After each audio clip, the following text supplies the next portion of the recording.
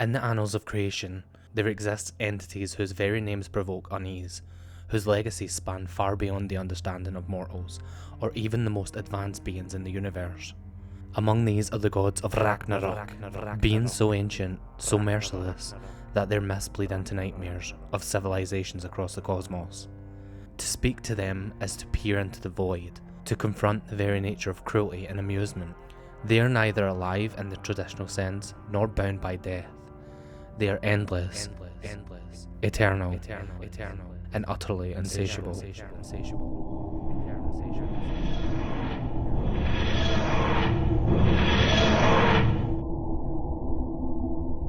The gods' origins are as nebulous as the void they inhabit, classified among the Great Old Ones. They belong to a pantheon that predates the stars themselves. The Great Old Ones are whispered myths even among the Time Lords of Gallifrey, who pride themselves on cataloguing the impossible. These beings are fragments of an earlier existence, entities that emerged in the chaotic fourth of the multiverse's birth. They are not merely creators or destroyers, they are forces of nature, embodying concepts so vast that the universe strains to contain them. Among the Great Old Ones, the Gods of Ragnarok have no direct equal, yet their essence echoes in other ancient beings. Their insatiable hunger aligns with the ferocity of the beast, the ancient entity chained in the pit, whose dominion and malice once threatened to span all creation. While the beast craved obedience, the Gods of Ragnarok demand entertainment, both consuming the spirit of those who stand before them. There are whispers too of their connection to the Black Guardian, the embodiment of chaos and destruction, whose manipulations echo the cosmic cruelty of the gods. Though not directly linked in Doctor Who canon, the thematic parallels suggest a shared origin or ethos. Were these beings allies, rivals, or simply manifestations of different aspects of entropy? And then there's the land of fiction, a dimension shaped by imagination itself. Some speculate that the gods once ruled this reality, but abandoned it when its creativity no longer amused them. This raises questions about whether their hunger is tied not only to entertainment, but to the limits of imagination itself, a paradoxical force that sustains and destroys them. The Gods of Ragnarok made their most infamous appearance in the events chronicled in The Greatest Show in the Galaxy. It was there, within the confines of the psychic circus, that their true nature was revealed. The circus served as their hunting ground, a place where performers were trapped and forced to entertain for their lives. The Doctor's arrival at the psychic circus was a turning point. He understood the stakes more clearly than anyone. To fail was to cease existing. When you no longer entertain us, you die. Predictable as ever, Gods of Ragnarok. The god's symbolic eye, always watching, unnerving even the Doctor, a being whose courage is legendary. For him, the encounter was not only a challenge of wit and strategy, but a deeply personal confrontation with forces that embodied the very worst aspects of existence. The Doctor's perspective during this conflict is worth considering. Facing the gods meant more than survival.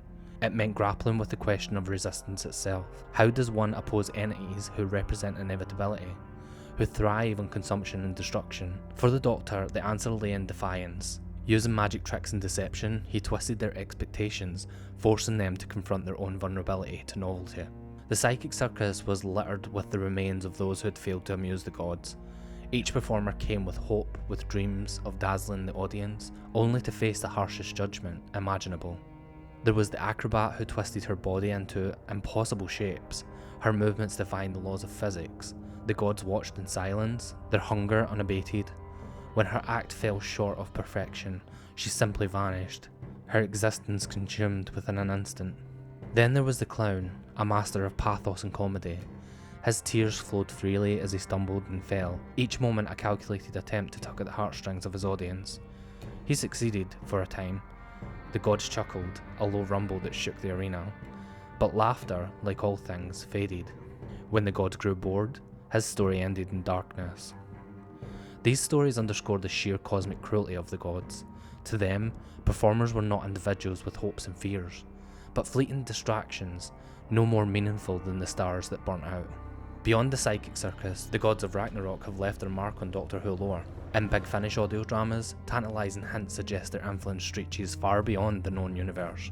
Some stories imply they continue to haunt the Doctor's steps, lurking at the edges of time and space.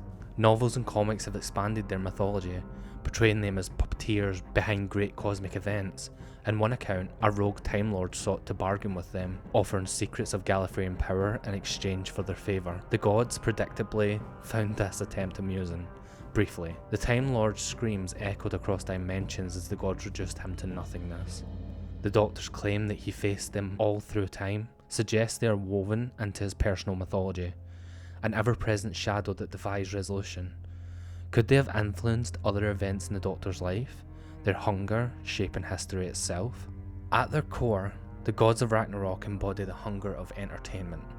They are a cosmic reflection of humanity's own insatiable appetite for stories, for novelty, for distraction. In their presence, one confronts the darker side of creativity, the idea that it can never be enough, that each story must outdo the last, that the demand for more leads inevitably to destruction. Their connection to Norse mythology deepens this symbolism. In the myth of Ragnarok, the end of the world is both inevitable and cyclical. The Gods of Ragnarok take this concept and twist it. They do not bring rebirth, only endless endings. They are the destroyers of worlds, but also the destroyers of hope, creativity, and spirit. For the Gods of Ragnarok, the show must go on, but perhaps they are waiting for just the right moment, something grand and audacious enough to satisfy their eternal hunger, a spectacle that has been crafted across centuries with stakes high enough to rival the cosmos itself, something that has taken them 803 years. The Interstellar Song Contest, an event where worlds collide in symphony of light, sound and creativity, a celebration of unity, or perhaps a macabre audition for survival. Planets from across the universe send their finest performers, each vying to captivate an audience unseen and unknowable. Little do they know that the true judges are not their peers, nor the grandstanding commentators, but the Gods of Ragnarok themselves. Sitting in silent judgment, they watch the unfolding spectacle from the shadows, their hunger growing with every performance. Each act teeters on the precipice of oblivion. A wrong note, a dull crescendo, a failure to amuse, and the consequences will be catastrophic.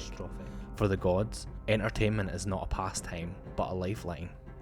And their wrath is the price of boredom. Could it be that they have orchestrated this contest from the very beginning, pulling the strings, setting the stakes? Is their hunger the driving force behind this cosmic extravaganza? As the stars dim and the final curtain rises, one question remains. Will the performers succeed in satisfying the eternal hunger, or will the Gods of Ragnarok unleash their fury, reducing the contestants, the audience, and the universe itself into dust? For the Gods of Ragnarok, the contest is not simply a game, it's everything. And as I said, the show must go on.